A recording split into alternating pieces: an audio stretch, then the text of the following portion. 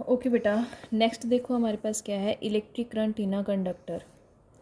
So every matter is made up of atom and molecule. Actually ये वही है जो मैंने अभी आप लोगों को समझाया कि करंट कैसे फ्लो करता है, लेकिन थोड़ा सा और ज़्यादा इसको डीपली बता रखा है। So every matter is made up of atoms and molecule. जितना भी मैटर है वो किस चीज़ का बना होता है, एटम्स का बना होता है और मॉलिक्यूल्स का बना होता है। In solid conductor atoms molecule are closely packed and valence electron of an atom are not attached to its nucleus। ठीक है, firmly to an nucleus। मतलब जो हमारा सॉलिड सब्सटेंस है उसमें इलेक्ट्रॉन्स सॉरी एटम्स क्या होते हैं, वो क्लोजली पैक्ड होते हैं सारे।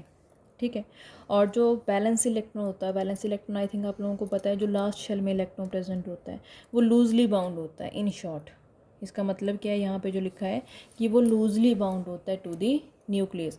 मतलब अगर हम लोग थोड़ी सी उसको एनर्जी प्रोवाइड करेंगे वो वहाँ से क्या हो जाएगा, फ्री। ठीक है, रिमूव कर जाएगा वहाँ से। So these valence electron are free to move throughout the volume of the solid and hence known as free electron।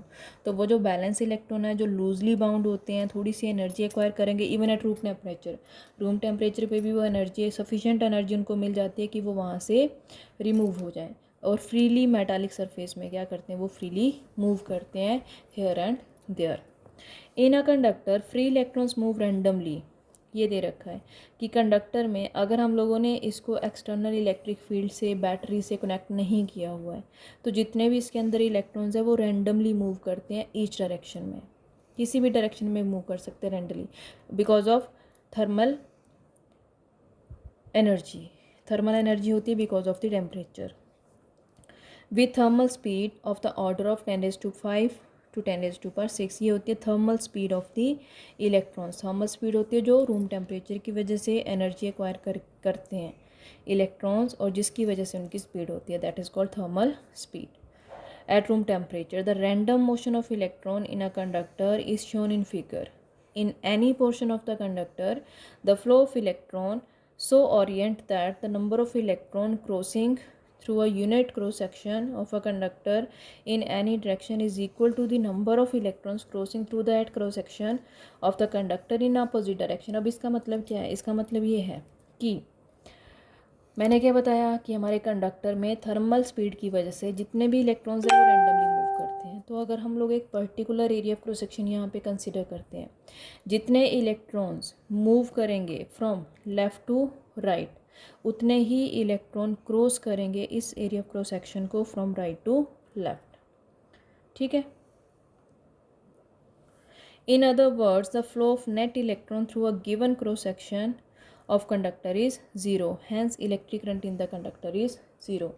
in short, अगर यहाँ से 5 इलेक्ट्रॉन लेफ़्ट से राइट मूव कर रहे हैं तो 5 ही इलेक्ट्रॉन राइट टू लेफ़्ट भी मूव कर रहे हैं, तो उनका जो सम होगा, ठीक है, जो वो करंट फ्लो कर रहे हैं, ठीक है, करंट को कॉन्स्टिट्यूट कर रहे हैं, उसका सम क्या होगा, 0 के इक्वल हो जाएगा।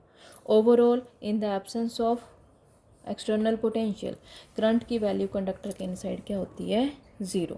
Now let us consider we apply a electric field. अब हम लोग यहाँ पे मतलब इस कंडक्टर को हम लोग कनेक्ट कर रहे हैं विद अ पोटेंशियल या बैटरी या फिर सेल से कनेक्ट कर रहे हैं, जिसकी वजह से एक पोटेंशियल ड्रॉप एग्जिस्ट कर जाता है, क्रिएट हो जाता है बिटवीन दीज टू एंड्स। अगर यहाँ पे हम लोग पॉजिटिव दे रहे हैं, यहाँ पे हम नेगेटिव दे रहे हैं, तो इलेक्ट्रिक फील्ड क्रिएट हो जाएगा फ्रॉम पॉजिटिव टू नेगेटिव।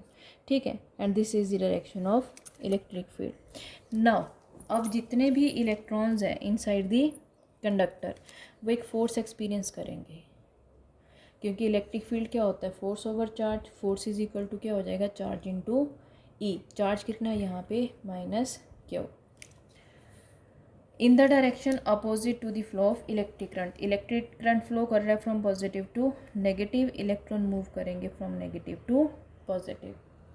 ठीक है, और इलेक्ट्रॉन की मूवमेंट के अपोजिट डायरेक्शन क्या होता है, हमारा डायरेक्शन ऑफ करंट। तो वही चीज़ समझाई है जो मैंने ऑलरेडी आप लोगों को एक बार बता दी है। ठीक है, this is the flow of current through a conductor. अगर हम लोग सेल या बैटरी को डिस्कनेक्ट कर देते हैं तो इलेक्ट्रिक फील्ड ख़त्म हो जाएगा, एकदम से इलेक्ट्रिक फील्ड ख़त्म हो जाएगा, तो जो इलेक्ट्रॉन एक पर्टिकुलर डायरेक्शन में मूव कर रहे हैं वो भी स्टॉप कर जाएंगे। ठीक है, अगेन करंट क्या हो जाएगा कंडक्टर में, 0। ठीक है, सो ये था कि how current flow through a conductor और what is the direction of electric current. Direction of electric current क्या होती है, फ्रॉम पॉजिटिव टू नेगेटिव, इसको याद रखना है। अब हमारा नेक्स्ट टॉपिक यहाँ पे आ रहा है, वेरी वेरी इंपॉर्टेंट टॉपिक, ठीक है। Expression for drift velocity. Drift velocity की डेफिनेशन करनी है और एक्सप्रेशन करना है आप लोगों ने। यहाँ पे क्या समझा रखा है वो मैं आप लोगों को बता देती हूँ। अभी मैंने आप लोगों को एक कंसेप्ट बताया, that is thermal velocity. Thermal velocity क्या होती है, because of the thermal energy की वजह से, रूम टेम्परेचर की वजह से थर्मल स्पीड होती है। और एवरेज थर्मल स्पीड अगर हम लोगों ने फाइंड आउट करनी है मॉलिक्यूल्स की, तो वो ज़ीरो हो जाती है, क्योंकि जितने electrons left to right move कर रहे हैं उतने ही राइट टू लेफ़्ट भी मूव कर रहे हैं। तो अगर हम उनकी वेलोसिटी वेक्टर को ऐड अप करें तो एवरेज वेलोसिटी क्या हो जाएगी, ज़ीरो, ठीक है। U average is equal to U1 plus U2 plus U3 plus U4 up to so on UN is equal to zero. तो यहाँ से सिर्फ आप लोगों ने इतना याद रखना है, due to this acceleration,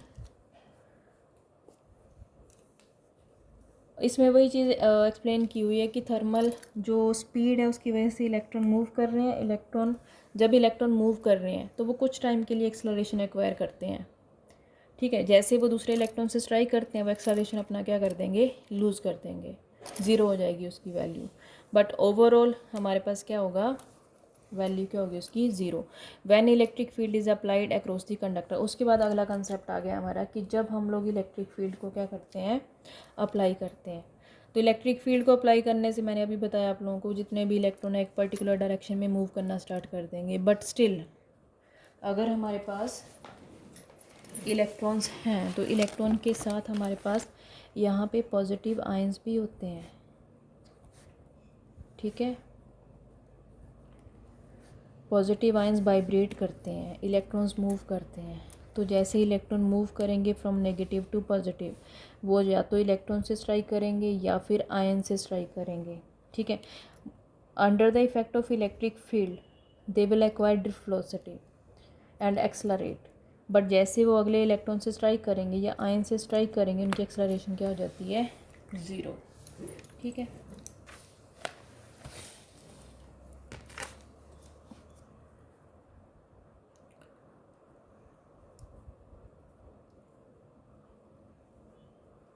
So, as a result, the electron acquire a small velocity that is called drift velocity in the direction opposite to the applied electric field। खैर यहाँ से आप लोगों ने सिर्फ डेफिनेशन ही लर्न करनी है। अब डेफिनेशन क्या है ड्रिफ्ट वेलोसिटी की, drift velocity is defined as the average velocity with which free electron in a conductor get drifted in the direction opposite to the direction of applied electric field, ठीक है। मतलब कि drift velocity क्या होती है, वो velocity होती है जिससे इलेक्ट्रॉन मूव करते हैं।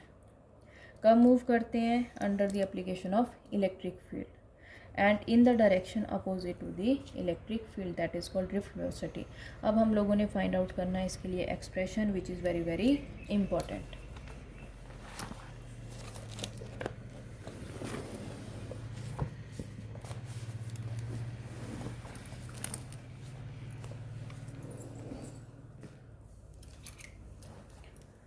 सो इसके लिए फ़र्स्ट ऑफ ऑल हम लोग क्या कंसिडर कर रहे हैं,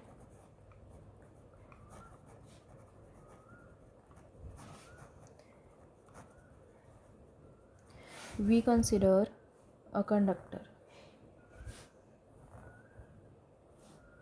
this is a conductor and we applied an electric field across this conductor। Potential, हम पोटेंशियल से इसको कनेक्ट कर रहे हैं, इलेक्ट्रिक फील्ड अपने आप क्रिएट हो जाएगा। Suppose here we provide positive, here we provide negative. So this is the direction of electric field. Under the effect of this electric field each electron will experience a force which is given by F is equal to minus QE, ठीक है।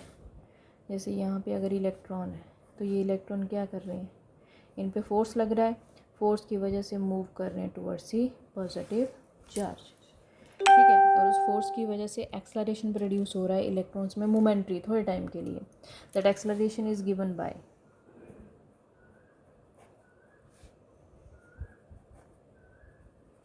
given by F vector is equal to A is equal to, according to Newton second law of motion, F is equal to क्या होता है m a. This imply A is equal to F over m.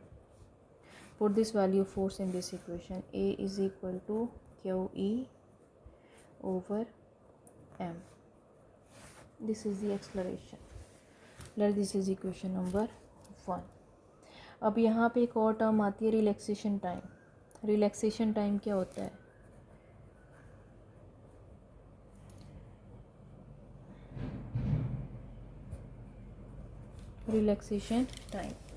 Relaxation time होता है, देखो मैंने आप लोगों को क्या बताया कि जैसे हम लोग यहाँ पे इलेक्ट्रिक फील्ड अप्लाई कर रहे हैं, इलेक्ट्रॉन क्या एक्वायर कर रहे हैं? ड्रिफ्ट वेलोसिटी की वजह से वो एक्सलरेट कर रहे हैं, बट वो कोलाइड भी कर रहे हैं, या तो आयन के साथ कोलाइड कर रहे हैं या इलेक्ट्रॉन के साथ कोलाइड कर रहे हैं. जैसे वो कोलाइड कर रहे हैं, ठीक है, दे लूज इट्स एक्सलरेशन, उनकी वेलोसिटी क्या हो जाती है? 0. तो the time during 2 successive collision is called relaxation time. The small interval of time between 2 successive collision between 2 successive collision between electron and ions in a conductor is called relaxation time.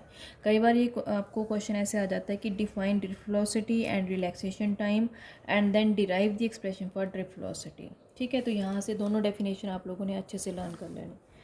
अब देखो हमें पता है velocity is equal to क्या होता है? u plus A T. ये expression हमें पता है, ये एक्सप्रेशन हमने अप्लाई करना है इस इक्वेशन में. Now here final velocity is drift velocity is equal to u 0 है. थर्मल स्पीड क्या है? u इज़ इनिशियल स्पीड कौन सी? Thermal speed. और एवरेज थर्मल स्पीड ऊपर मैंने आप लोगों को बताया that is equal to 0 plus a into T. Tau is the time, a is the acceleration. So Vd is equal to A into tau. Put this value of acceleration in this equation. From equation 1, Vd is equal to minus QE tau over m. ठीक है, और अगर आपने magnitude में लिखना है तो magnitude of Vd is equal to QE tau over m. This is the expression for drift velocity, and from the relation we find that drift velocity depends on directly proportional to electric field, inversely proportional to mass. And जो drift velocity होती है that is of the order of 10 raised to power minus 4 meter per second, and which is negligible as compared to the average electron thermal velocity. Thermal velocity कितनी होती है? 10 raised to power minus 6 meter per second plus 6 meter per second, which is very very large.